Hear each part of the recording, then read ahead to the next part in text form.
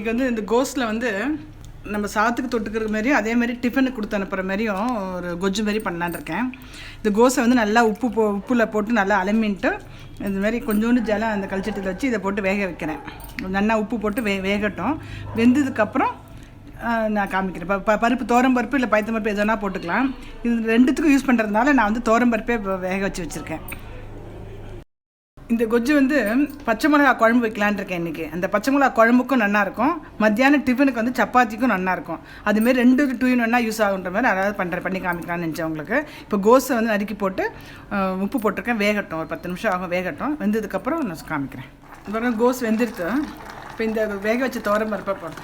Actually அந்த கல்ச்சட்டிலே தோரம்பருப்பை வேக வச்சுட்டு அதுக்கப்புறம் அது வெந்ததுக்கப்புறம் இந்த கோஸை போட்டால் இன்னும் ரொம்ப நல்லாயிருக்கும். இந்த வீடியோவில் இந்த டைம் 15 மினிட்ஸ்க்குள்ள அட்ஜஸ்ட் பண்ணணுன்றதுக்காக நான் ஃபஸ்ட்டே நான் வேக வச்சு காமிக்கிறேன். நான் இல்லைனா நீங்கள் என்ன பண்ணணும்னா கல்ச்சட்டியில் ஃபஸ்ட்டு கொஞ்சோண்டு ஜலம் விட்டு பருப்பு நல்லா வேக வச்சதுக்கப்புறம் அந்த பருப்பு வெந்ததுக்கப்புறம் அந்த ஒரு முக்கால் வெந்ததுக்கப்புறம் இந்த கோஸை போட்டு சேர்த்து பண்ணால் இன்னும் நல்லாயிருக்கும். இதை போட்டுட்டு கொஞ்சோண்டு மஞ்சப்பொடி போடுறேன். இது கொஞ்சம் இப்படி இது ஆயின்னு இருக்கட்டும். இந்த சைடில் வந்து இது எடுத்து வச்சுருக்கேன் பாருங்கள். இங்கே இந்த பச்சை மிளகாய் வந்து நல்லா கீறின்னு இருக்கேன், நடுவில் கீறின்னு இருக்கேன். நம்ம எத்தனை காரம் வேணுமோ அந்த அளவுக்கு காரம். அந்த காரத்துக்கு வந்து எண்ணெயில் நல்லா வதக்கி அது போடணும்.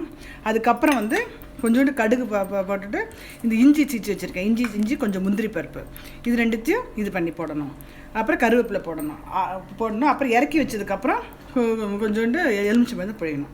இப்போ நான் வந்து பச்சை மிளகாயை நான் வதக்கிக்கிறேன். அந்த எண்ணெயில் நல்லா வதங்குறேன். வதங்கினதுக்கப்புறம் அதில் போடுறேன். கொஞ்சோண்டு பெருங்காயம் வந்து கட்டி பெருங்காயத்தை இது பண்ணிட்டுருக்கேன். அதை எடுத்து போட்டுன்ட்டு இந்த பச்சை மிளகா பாருங்கள். இதை எண்ணெய் கொஞ்சம் ஜாஸ்தியாக விட்டுருக்கு. பச்சை மிளகா போட்டு கொதிக்கட்டும். இதில் வந்து கடுகு தாளிச்சுட்டு இந்த இஞ்சியும் வதக்கிக்கிறேன். கடுகு போட்டுன்ட்டு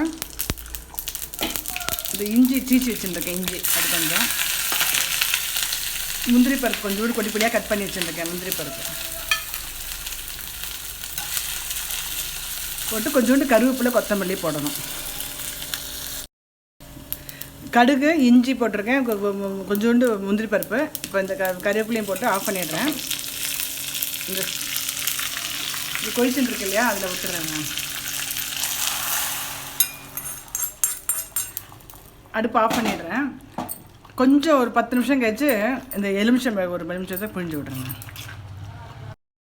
அந்த நல்லா கொதியெல்லாம் நல்லா ஆதாரத்துக்கு ஒரு 10 நிமிஷம் ஆகும். கொதியெல்லாம் ஆனதுக்கப்புறம் கொஞ்சோண்டு எலுமிச்சம்பழம் ஒரு மூடி போடலாம். நம்ம புளிப்புக்கு ஏற்ற மாதிரி எலுமிச்சம்பழம் பிழியணும். இது வந்து ரொம்ப நல்லாயிருக்கும் சப்பாத்திக்கு, அதேமாதிரி சாத்து தொட்டுக்கிறதுக்கு. இது வந்து ஒரு மாதிரி செமி லிக்விடாக இருக்கும். சப்போஸ் உங்களுக்கு ரொம்ப கெட்டியாக கொஞ்சம் வேணும்னா ஜலத்தை குறைச்சிக்கலாம். இல்லைன்னா கொஞ்சம் என்ன பண்ணலான்னா அரிசி மாக்கட்டை கரைச்சி விடலாம். இது ஆயிடுத்து. இந்த கோஸ் கொச்சி ஆயிடுத்து. இப்போ அடுத்து வந்து பச்சை மிளகாய் குழம்பு காமிக்கிறேன் உங்களுக்கு.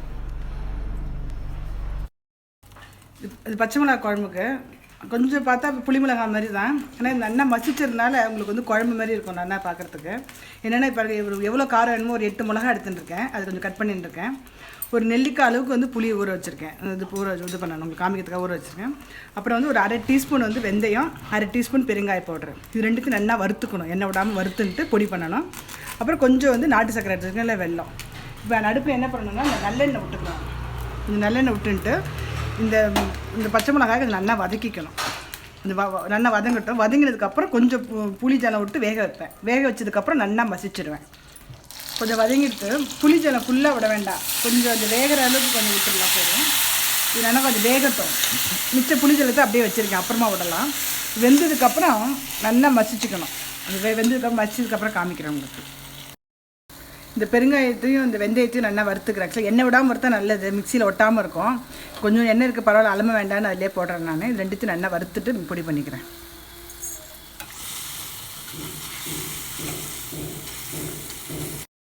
அந்த மசிஞ்சதுல மிச்சம் இருக்கிற புளி ஜலம் இருக்கு இல்லையா, அதை அப்படியே ஃபுல்லாக விட்டுறேன் நான். புளி ஜலத்தையும் விட்டுட்டு இந்த நம்ம இது பண்ணி வச்சோம் இல்லையா, அந்த பெருங்காயமும் வெந்தயப்பொடி அதையும் போட்டுறேன்.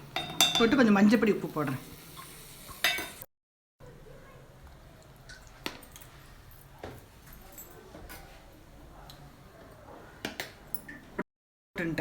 கொஞ்சோண்டு இந்த நாட்டு சர்க்கரையும் போட்டுறேன். போட்டு எல்லாம் கொஞ்சம் அலம்பி ஜலமெல்லாம் விட்டு நல்லா கெட்டியாக விட்டு லூப்பி கொஞ்சம் தண்ணியாக இருக்குது. உங்களுக்கு வந்து இன்னும் கொஞ்சம் கெட்டியாக இருக்கணும் போல் தோணித்துன்னா கொஞ்சம் அரிசி மாவு கரைச்சி விடலாம். நல்லா கொதி வந்தோடனே கடுகு தாளித்து கொட்டிட்டு இறக்கிடுவேன் நான். கொதிக்கட்டும். நான் கொதிச்சுடுத்து அந்த வாசனை அந்த போட்ட அந்த வாசனை அதெல்லாம் வருது. அந்த ஆஃப் பண்ணிடுறேன்.